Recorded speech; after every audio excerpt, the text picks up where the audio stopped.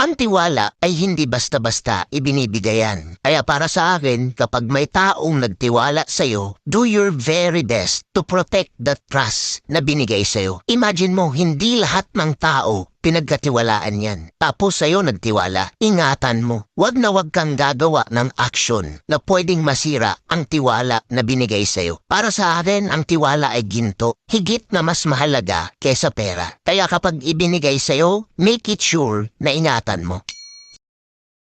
Huwag mong hanapin yung taong iintindihin ka.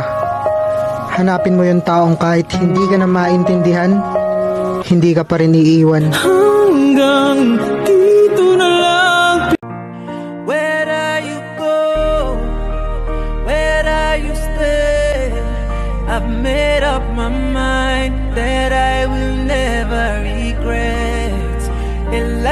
Grabe, nakakaantig talaga ng puso ang